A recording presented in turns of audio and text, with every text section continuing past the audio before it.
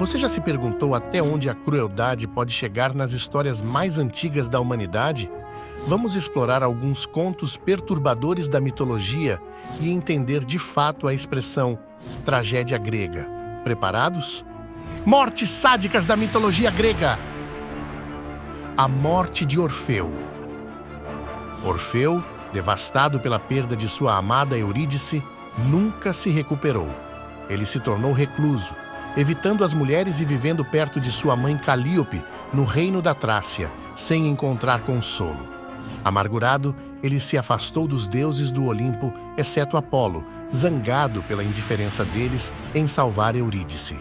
Uma manhã, Orfeu saiu para prestar homenagens a Apolo ao nascer do sol, perto de um oráculo de Dionísio. Foi então que um grupo de Mênades, adoradoras de Dionísio, o reconheceu.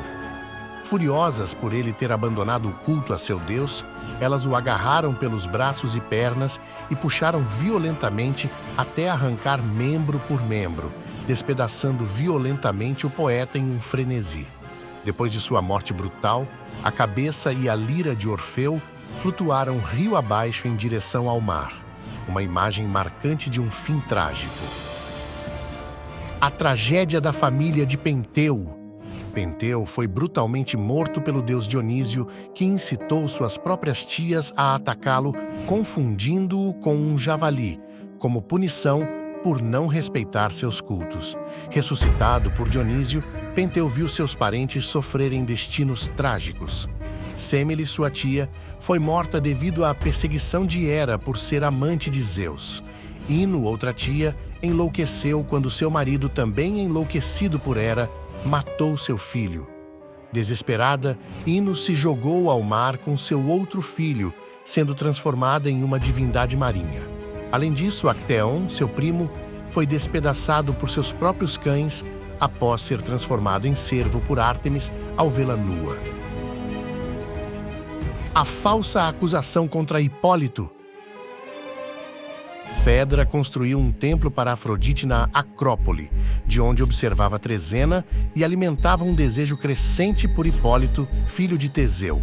Quando seu amor foi revelado, seja pela própria Fedra ou por sua criada, Hipólito, fiel à sua promessa de castidade, a rejeitou. Desesperada, Fedra acusou Hipólito de tentativa de estupro e se suicidou, deixando uma nota acusatória. Teseu, acreditando na falsa acusação, pediu a Poseidon que matasse Hipólito. Atendendo ao pedido, Poseidon enviou um monstro marinho que aterrorizou os cavalos de Hipólito, que derrubaram o jovem de sua locomoção. Entretanto, na queda, o pé de Hipólito se prendeu à carruagem. Os cavalos, em desespero, continuavam a correr incansavelmente, enquanto o corpo de Hipólito era arrastado por quilômetros, deixando um rastro de sangue no chão onde percorriam. A terrível vingança de Medeia. Em Corinto, Jasão e Medeia viveram tranquilamente por anos e tiveram 2 filhos. Mas Jasão decidiu abandonar Medeia para se casar com a princesa Glauce, filha do rei Creonte, visando garantir um futuro estável. Creonte baniu a ex-mulher de Jasão e seus filhos, mas Medeia, em vingança, matou o rei Creonte e a princesa Glauce com um vestido e uma coroa envenenados.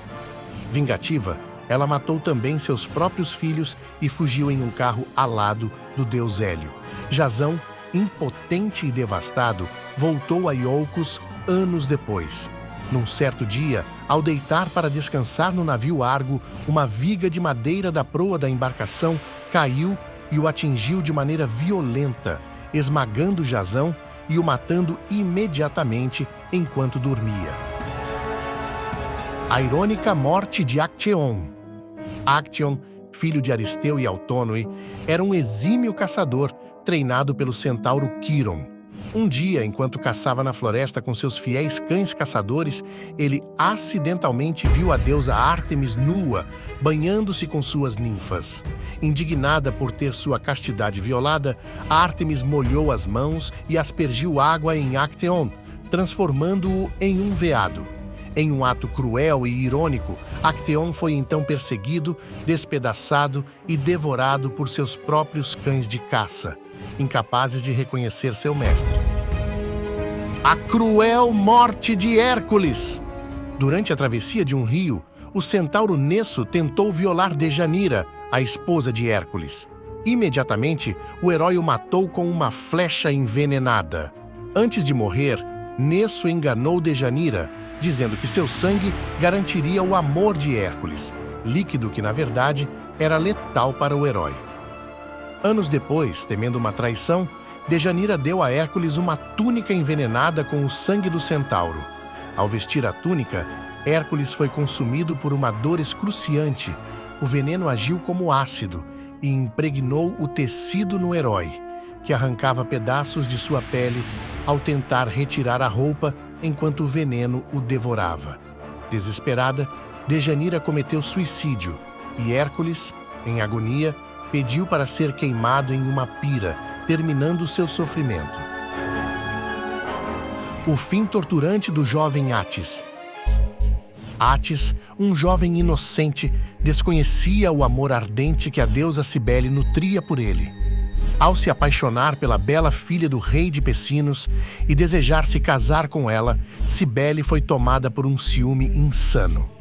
Em sua fúria, enlouqueceu Átis, que correu desvairado pelas montanhas até parar ao pé de um pinheiro. Em um ato de desespero, Átis cortou seu próprio órgão genital e se matou logo em seguida. Do seu sangue nasceram as primeiras violetas, enquanto seu corpo foi acolhido pela árvore. A carne de Átis teria se decomposto, não fosse a intervenção de Zeus, que ajudou Cibele a revivê-lo. O terrível banquete de Atreu. Atreu, rei de Argos, casou-se com Érope e teve 2 filhos. Ao descobrir a traição de Érope com seu irmão Tiestes, Atreu foi tomado por uma fúria sádica. Capturando os filhos de Tiestes, Tântalo e Plístenes, ele os matou brutalmente, desmembrou seus corpos, cozinhou a carne e a serviu em um banquete. Tiestes, sem saber, comeu a carne de seus próprios filhos. Após a refeição, Atreu revelou a verdade de forma cruel, mostrando as cabeças e mãos das crianças. Devastado e enojado, Tiestes jurou vingança, implorando aos deuses que seu filho restante, Egisto, vingasse essa monstruosidade, perpetuando assim um ciclo de violência e retribuição na família. A cruel competição de Apolo. Marcias, um sátiro, arrogantemente subestimou o talento musical do deus Apolo. Então, foi preparado um concurso de música entre os dois. Na primeira rodada, Marcias e Apolo estavam quase empatados, com os juízes declarando o sátiro vencedor. Apolo não se deu por vencido. Em algumas versões, ele tocou sua cítara de cabeça para baixo ou cantou enquanto tocava sua lira, algo que Marcias não podia fazer com seus aulos. Incapaz de igualar a habilidade divina, o sátiro perdeu. A vitória deu a Apolo o direito de fazer o que bem entendesse com seu oponente. Por sua arrogância, Apolo amarrou Marcias a uma árvore e começou a o esfolar lentamente, arrancando a pele do seu adversário com precisão, expondo músculos e nervos enquanto o sátiro gritava em agonia. Apolo planejava transformar a pele de Marcias em um troféu ou um frasco de vinho.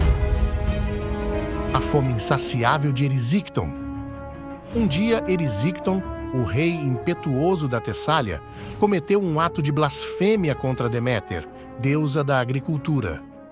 Ignorando os avisos de seus criados, ele começou a derrubar árvores consagradas à deusa, inclusive um imenso carvalho, do qual jorrou sangue quando foi golpeado.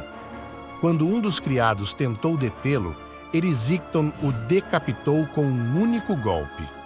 As Dríades, divindades da floresta, suplicaram a Deméter por justiça. A deusa, em sua fúria, invocou Éton a fome, colocando-a no estômago de Erisicton, despertando nele um apetite insaciável. Em poucos dias, ele devorou toda a comida disponível em seu palácio e gastou toda a sua fortuna comprando mais. Desesperado, vendeu sua filha Minestra como escrava para comprar mais comida. Mesmo assim, Erisicton não conseguia saciar sua fome. Enlouquecido e consumido pela fome, ele começou a devorar seus próprios membros até morrer completamente despedaçado e devorado. Será que conhecemos todas as faces dessa antiga crueldade? A cada história, um novo mistério, uma nova camada de horror se revela. O que mais a mitologia esconde nas suas sombras? Continue conosco e descubra cada vez mais.